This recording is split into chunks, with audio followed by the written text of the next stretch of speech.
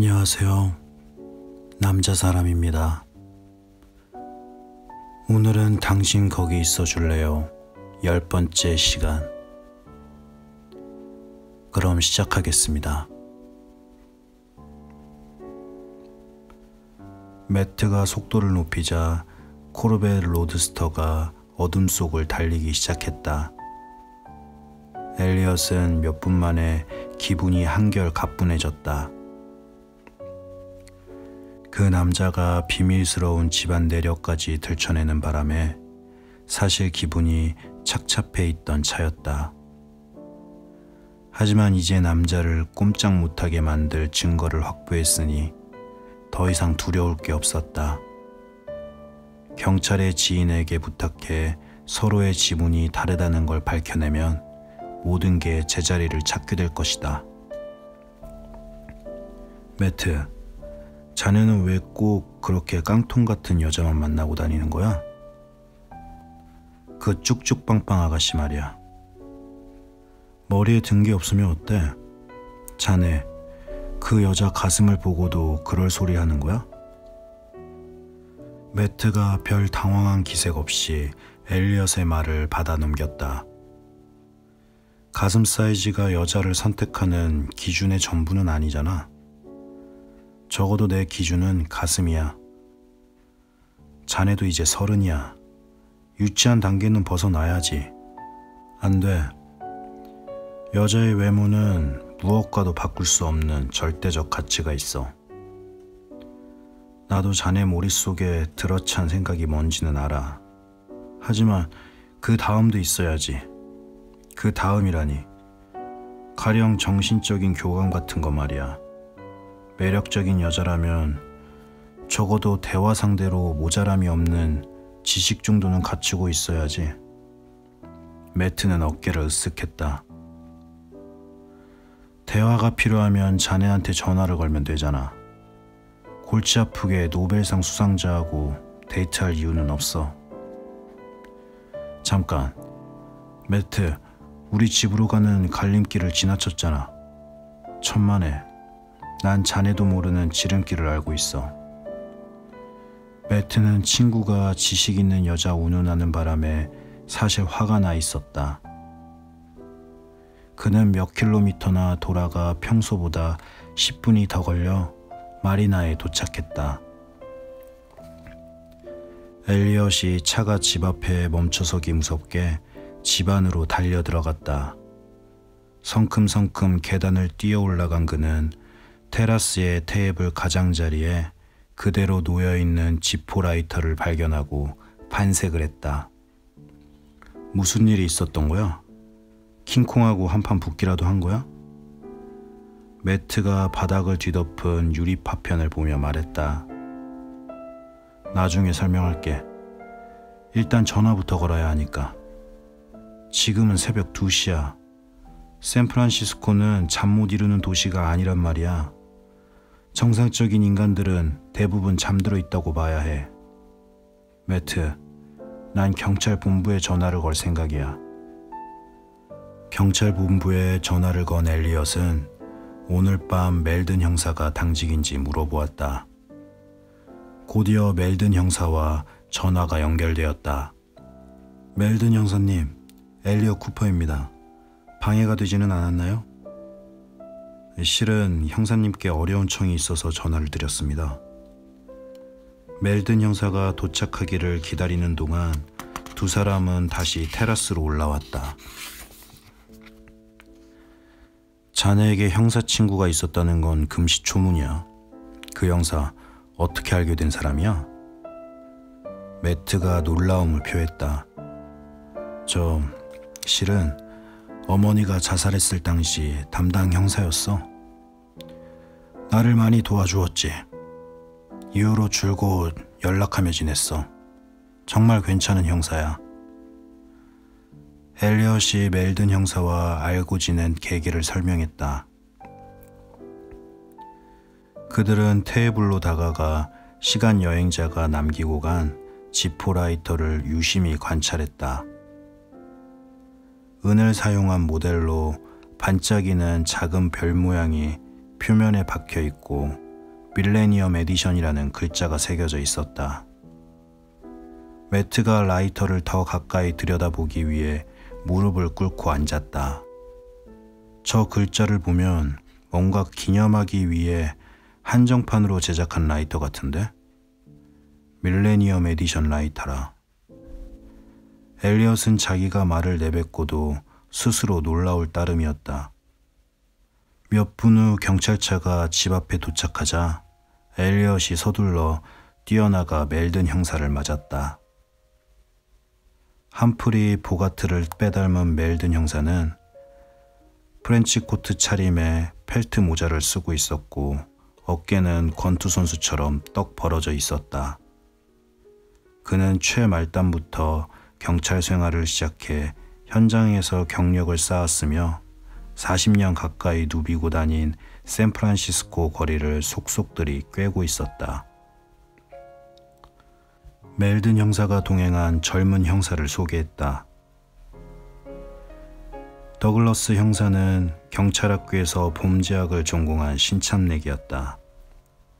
명품 양복에 머리도 가지런히 빗어넘긴 데다 새벽 2시인데도 넥타이 매듭이 한치도 흐트러지지 않는 단정한 차림이었다. 이 늦은 시간에 창문으로 미사일이라도 날아들었나 엘리엇? 테라스로 들어서던 멜든 형사가 흩어진 유리 파편을 가리키며 물었다. 더글라스 형사는 벌써 성실한 학생처럼 수첩과 볼펜을 꺼내들고 있었다. 도둑이나 강도가 들었습니까? 더글러스도 본격적으로 정보 수집에 나섰다. 그런 게 아니라 설명하자면 좀 복잡한 얘기라서. 매트가 엘리엇을 대신해 대답했다. 고소를 하지 않는다면 저희로서는 아무것도 도와드릴 수 없습니다. 젊은 형사가 짜증 섞인 목소리로 말했다. 자네는 가만히 있게 더글라스. 멜든 형사가 더글러스를 제지하고 나섰다.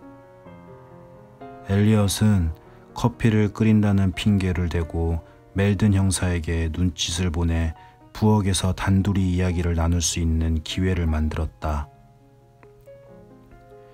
이제 무슨 일이 있었는지 차분하게 얘기해보게.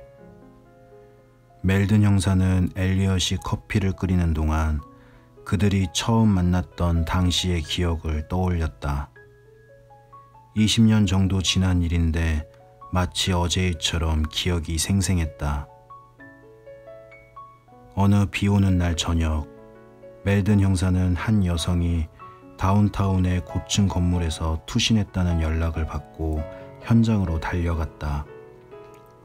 시신에서 찾아낸 신분증을 확인한 결과 자살한 여자의 이름은 로즈 쿠퍼였다.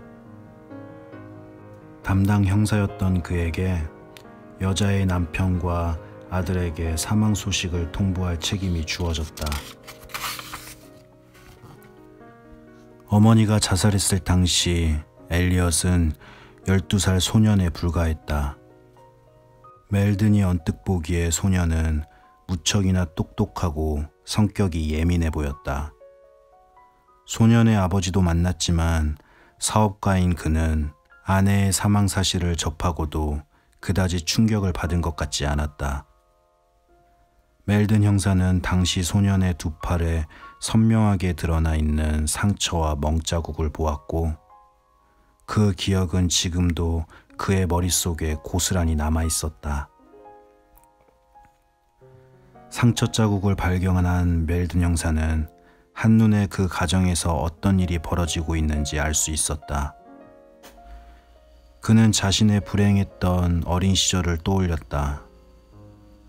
그의 아버지는 공장에서 일을 마치고 돌아온 그를 매일이다시피 허리띠로 몇 대씩 후려 갈기고 나서야 잠잠해졌다. 그 덕분에 그는 엘리엇이 처한 환경을 누구보다 잘 이해할 수 있었다.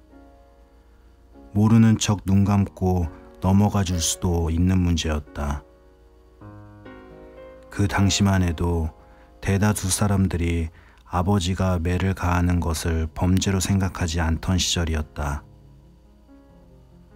하지만 그는 다음 날 엘리엇을 다시 만나러 갔다. 그 다음 날도 찾아갔고 몇 번인가 영속해서 방문했다. 그때마다 엘리엇의 아버지에게 일침을 가했다. 어떤 일이 벌어지고 있는지 모두 알고 있으며 앞으로 각별히 조심해야 할 것이라는 경고의 메시지와 함께. 이후로도 멜드는 엘리엇의 학교 생활에 깊은 관심을 보이며 계속해서 지켜보았다. 경찰이라는 직업에 대한 그의 유토피아적 관점 때문이었다. 그는 경찰이 범죄자를 체포하는 데 그치지 않고 시민들의 생활 가까이 다가가 범죄를 예방해야 한다는 생각을 갖고 있었다. 멜든 형사는 엘리엇이 내민 커피잔을 받아든 후에야 지난 시절의 기억에서 벗어났다. 이제는 현재의 임무에 집중할 시간이었다. 어머니가 자살했을 때 형사님을 믿으라고 하셨죠? 필요하면 언제든 도움을 요청해도 된다고 하시면서. 그 약속은 지금도 변함없다네. 형사님, 도움이 필요한 일이 있습니다. 단, 당장 납득할 수 있는 이유를 대지 못한다고 해도 저를 믿어줄 수 있어야만 합니다. 알았으니까 어서 말해보게. 지문 조회를 해주실 수 있습니까? 멜든이 한숨을 내쉬었다. 이 자리에서 당장 지문 조회를 할 수는 없어. 지문 조회를 하려면 정식으로 보고를 하고 허가를 받아야 가능하지. 감식반을 불러 지문을 채취해야 하고 분석을 끝내려면 며칠, 아니 몇 주쯤 걸릴 수도 있어. 저로서는 당장 지문 조회가 필요합니다. 멜든이 머리를 긁적이며 한참 동안 생각에 잠겼다. 사실 경찰서에서 그의 위상은 명백히 하얀 곡선을 그리고 있었다. 공식적인 위계 질서를 무시하고 편법 수사를 벌인다는 것이 상부로부터의 지적이었다. 그러나 사실은 그가 고위공직자의 부정부패 관련 수사를 강도 높게 진행해 여러 사람을 물먹인 것에 대한 질책성 지적이라는 걸 모르지 않았다. 멜든은 경찰 내부에서 요주의 인물이 되었다.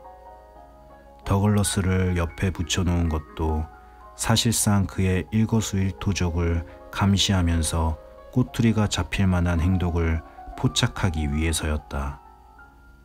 그 어느 때보다 신중하게 행동할 필요가 있었지만 그는 약속을 무엇보다 소중하게 여기는 사람이었다. 상황이 어떻든 20년 전 엄마를 잃은 한 소년과의 약속을 저버릴 수는 없었다. 공식적인 방법 말고 지문을 채취할 방법이 있긴 하네. 멜든 형사가 조심스럽게 입을 뗐다. 어떤 방법이죠? 두고 보면 알게 될 걸세. 규정에 위배되지만 가능성이 없지는 않아. 거실로 돌아온 멜든 형사는 더글러스 형사에게 슈퍼글루라는 튜브형 접착제를 사오라고 지시했다. 멜든 형사님, 새벽 2시에 어디에서 접착제를 사오라는 겁니까? 더글러스가 못마땅한 얼굴로 투덜거렸다. 멜든은 조수에게 밤에도 영업하는 카메라 전문점의 주소를 알려주며 코닥 제품인 접착제를 구할 수 있을 거라 말했다. 더글러스가 접착제를 사러 나간 사이 멜든은 라이터를 유심히 들여다보았다. 라이터에 손을 대지는 않았겠지? 그러면 지문이고 뭐고 물 건너가는 거야. 우리도 스타스키와 허치 정도는 열심히 보고 있습니다. 매트가 비아냥거리는 투로 말했다. 멜든이 매트를 쏘아본 뒤 엘리엇을 쳐다보았다. 엘리엇, 종이 상자가 하나 필요하네. 크기는 얼마 정도죠? 신발을 담을 수 있을 정도면 적당하겠는데? 엘리엇이 벽장을 뒤져 스탠 스미스 신발 한 켤레가 들어있는 종이 상자를 꺼내왔다. 그 사이 멜든은 테라스의 작은 테이블 위에 있던 작은 램프를 집어들었다. 램프의 갓을 벗긴 그는 아직 켜져 있는 전구를 만져보며 어느 정도 열이 나는지 확인했다. 얼마 후 더글러스가 슈퍼글루를 자랑스럽게 내보이며 나타났다. 더글러스는 처음 멜든을 만났을 때 한물간 형사쯤으로 생각했다. 하지만 날이 갈수록 노 형사의 기발한 수사 기법을 인정하지 않을 수 없었다. 학교에서 3년 동안 배운 것보다 그와 함께한 몇 주 동안 배운 게 훨씬 많을 정도였다. 이제 준비는 모두 갖추어졌어. 곧 보기 드문 광경이 눈앞에 펼쳐지게 될 걸세. 멜든이 자신 있게 말했다. 종이 상자와 접착제를 이용해 어떻게 지문을 채취한다는 겁니까? 매트가 믿을 수 없다는 듯이 말했다. 바로 그거야, 젊은 친구. 스타스키와 허치에서는 나오지 않는 방법이지. 멜든이 매트에게 방금 전에 비운 콜라캔을 달라고 했다. 그는 호주머니에서 주머니 칼을 꺼내 알루미늄 캔 밑바닥을 잘라냈다. 그는 콜라캔을 이용해 임시로 만든 용기에 접착제를 부은 다음 라이터 옆에 내려놓았다. 그 다음 나이트 스탠드를 들고 전구의 산열을 이용해 접착제를 녹였다. 순식간에 역겨운 연기가 피어올랐다. 종이 상자를 완전히 덮은 멜든은 흡족한 표정을 지으며 사람들을 향해 돌아섰다. 잘 봐두게. 몇 분만 기다리면 놀라운 일이 벌어질 테니까.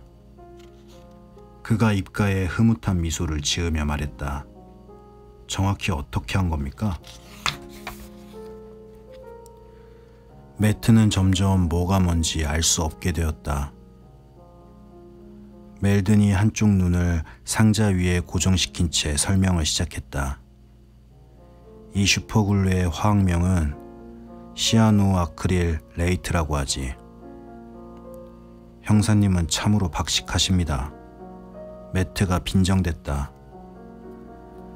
멜든이 더 이상 말을 끊지 말라는 경고의 의미로 그에게 눈짓을 보냈다. 매트도 완벽하게 그의 메시지를 이해한 듯 움찔했다. 지문에는 사람의 땀 성분이 포함되어 있지. 땀을 구성하고 있는 아미노산과 지지의 성분이 열 때문에 시아노 아크릴레이트 연기를 끌어당기게 되는 거야. 그 결과 중합 반응이 일어나게 되는 것이군요. 엘리엇은 비로소 무슨 말인지 이해되기 시작했다. 뭐요? 더글러스가 도통 이해가 되지 않는다는 듯이 물었다. 중합 반응. 그러니까 슈퍼글루의 연기가 육안으로는 보이지 않는 지문 위에 침착하게 되면 일종의 보호막이 형성되게 되는데 그 과정을 통해 지문을 드러나게 하고 보존시키는 작용도 하게 되는 거야. 매트와 더글러스는 의아한 눈길로 멜든 형사를 쳐다보았다. 그들은 몇 년 후 지문 채취 작업을 혁명적으로 개선시킬 선구적인 실험을 지켜보고 있는 셈이었다. 엘리엇은 결과가 궁금해 상자에서 눈을 떼지 않았다. 시간이 충분히 지났다고 판단한 멜든이 상자의 뚜껑을 열었다. 라이터 세 군데에 딱딱한 침척물이 하얗게 새겨져 있었다. 틀림없는 지문의 흔적이었다. 자, 어떤가?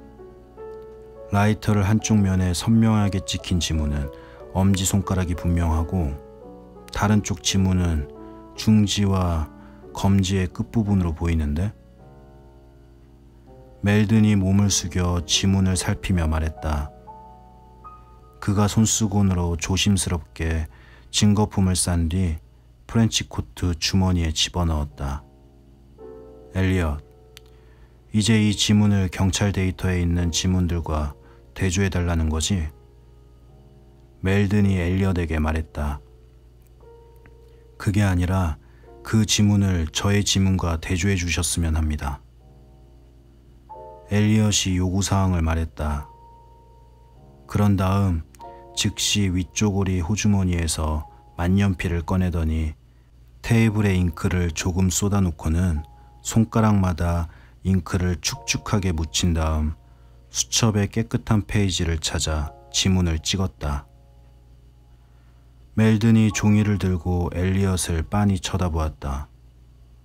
도무지 영문을 모르겠지만 자네의 부탁대로 지문 분석을 해보겠네. 난 자네를 믿으니까. 엘리엇이 감사의 뜻으로 말없이 고개를 끄덕였다.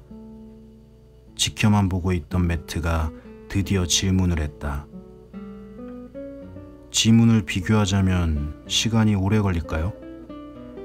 채취 상태가 좋으니까 그리 오래 걸리지는 않을 걸세. 엘리엇이 두 형사를 현관까지 배웅했다. 더글러스가 차를 가지러 가 자리를 비운 사이 멜든이 말했다. 작업이 끝나는 대로 결과를 알려줄 테니 너무 걱정 말게. 그리고 나서 잠시 주저주저하더니 물었다. 자네 아직 일리나인가 하는 그 브라질 여자친구를 만나는가? 예. 엘리엇이 멜든의 느닷없는 질문에 약간 당황스러워하며 대답했다. 난 자네를 누구보다 잘 알지. 누군가 한번 자네 가슴속에 들어오면 영원히 머무르게 된다는 걸. 엘리엇은 멀어져가는 멜든 형사를 애처로운 눈으로 바라보았다. 그는 멜든 형사가 몇 년 전부터 알츠하이머를 앓고 있으며 가망 없는 투병 생활을 지속해오고 있는 아내를 지키고 있다는 사실을 알고 있었다. 그리고 그 간병조차도 조만간 끝날이라는 것을. 감사합니다. 좋은 밤 되세요. 남자 사람이었습니다.